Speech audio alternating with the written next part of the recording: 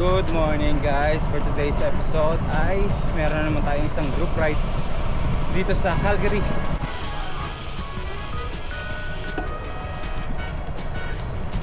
Kasama ulit natin yung mga nagwagwapo, ang mga taga Calgary. Kasama natin sila nung last ride natin. Tingnan natin kung saan tayo aabutin itong ride na to. Maganda yung araw, medyo malamig yung umaga. Nag-start kami mga 7:45, around 6 degrees. Siguro mga 10-11 magiging 50 na.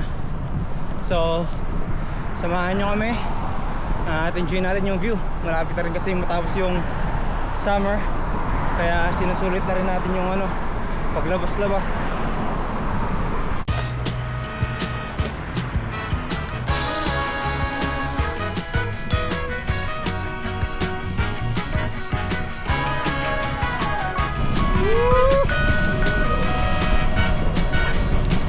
Yeah, pupunta na kami downtown. So yung pinaka end data ng stop namin, pupunta kaming Angels. So papuntang North yun. Hindi ko alam kung magla-lunch kami doon o snack lang. Pero ayan, sobrang hype ng mga tropa pupunta sa Angels.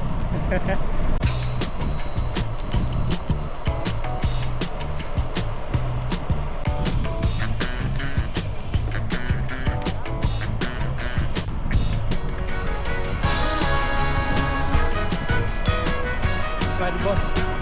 Yes sir.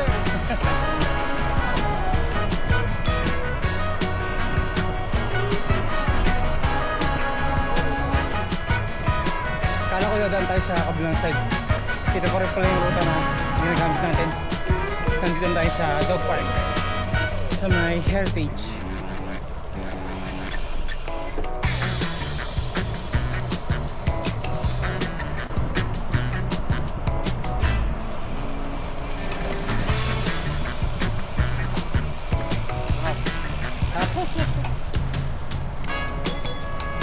Refreshing.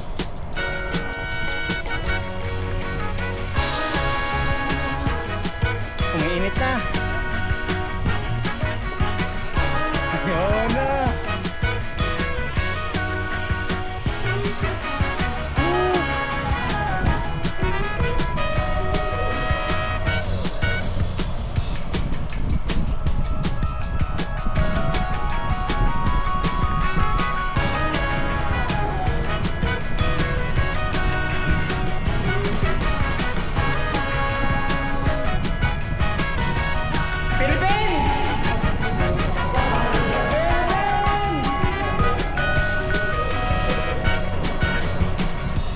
At nandito na tayo sa downtown kasama ang tropa. Meron pa tayo at least 20 kilometers papunta sa Angels, kung hindi ako nagkakamali. 15 to 20 kilometers papunta Angels.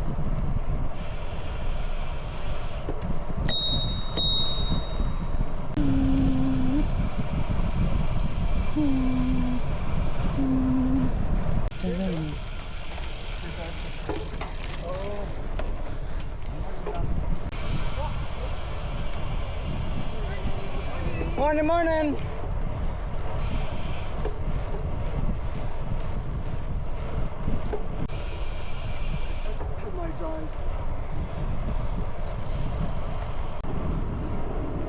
At yan, nandito na tayo sa downtown. Tuloy-tuloy pa rin patsyak natin papuntang Angels. At ang pagkakaalam ko, merong breakfast. Milata sila doon. Ewan ko kung brunch or breakfast. Pero abot naman kami sa brunch. So hopefully makakuha kami ng snack or isang buong meal.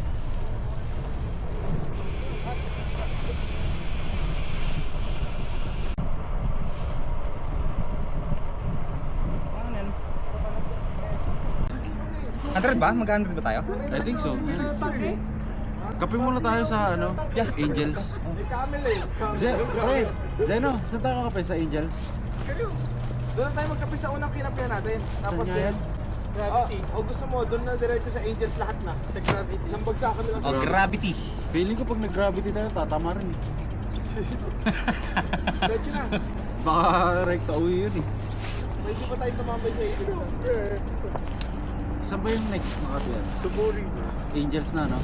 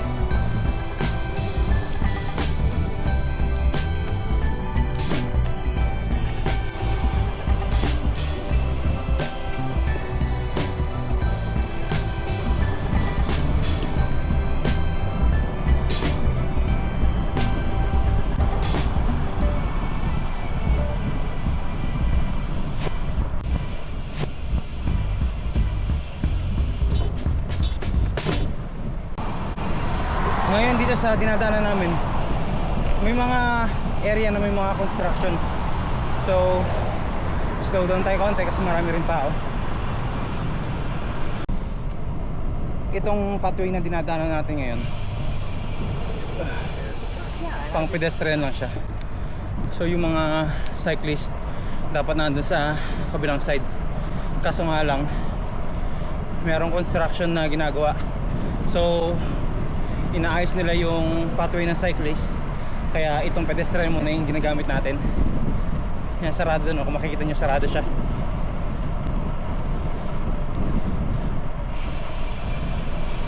Pero solid to pag natapos, kasi hindi na siya yung malubak ba. Ito na, meron naman tayo siguro mga 200 meters bago makadating sa Angels.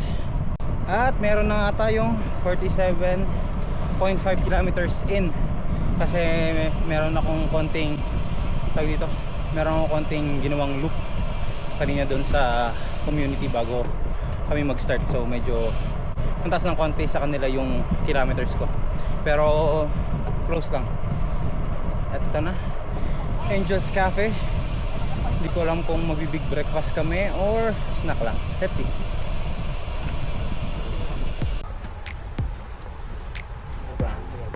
Tayo. Inquire.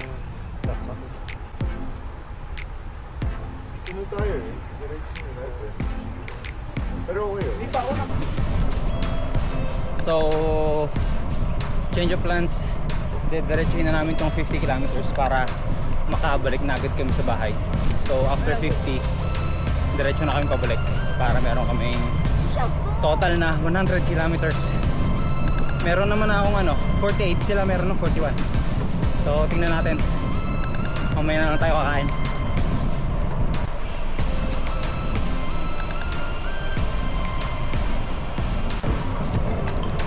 Naloba tayo kaya pinalitan natin yung battery. At andito na tayo sa my bonus. Meron na akong 51 kilometers.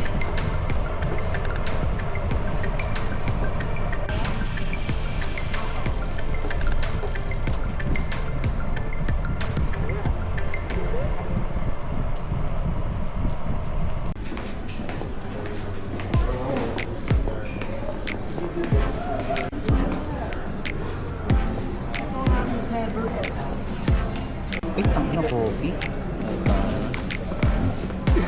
May coffee.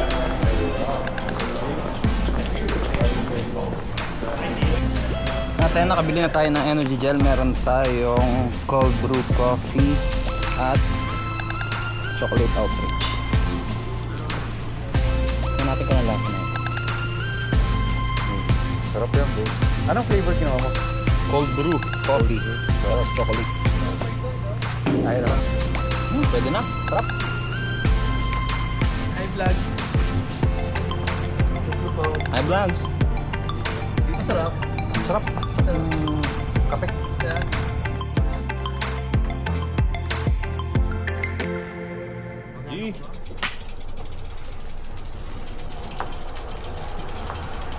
Aga.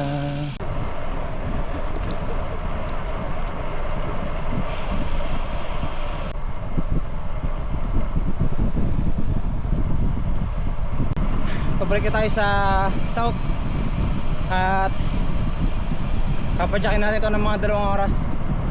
Mataas na ang araw, medyo mainit pa pero sobrang chilly pa rin ang hangin. Pero sobrang ganda kasi hindi ka pinapawisan. Na-enjoy mo yung yung weather. Kung makikita nyo medyo mausok ngayon dito. Ewan ko kung napipick up ng camera. So kakain daw tayo. Medyo na lang tayo ng konti. Pero kakain daw tayo somewhere, hindi ko alam kung saan. Pero hintayin natin sila.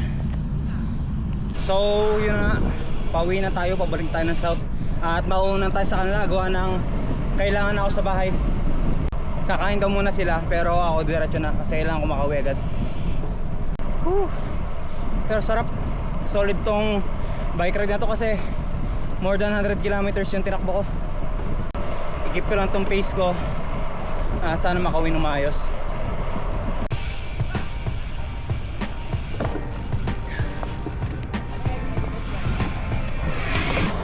Time check 11:42.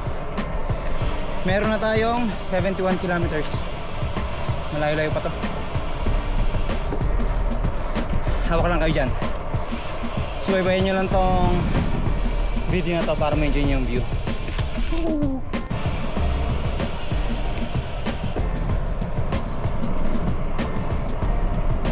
Construction site.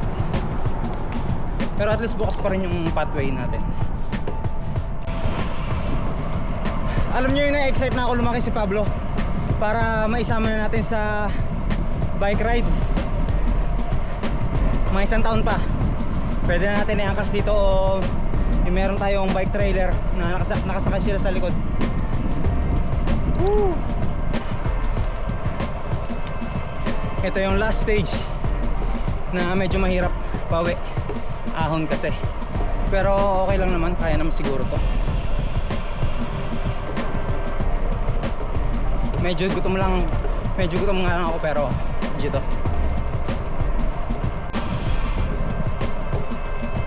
Yan to, nakita nyo ba yan? Medyo mataas pero kaya na, pwede na. Pwede na.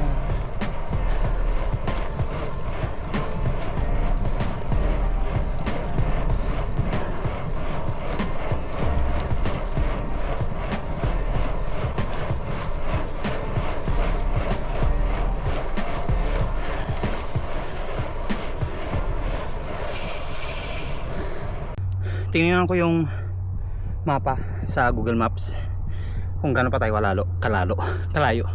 Meron pa akong 33 minutes, 10 kilometers and mostly flat. So hopefully makabalik tayo ng mas maayos, mas maganda.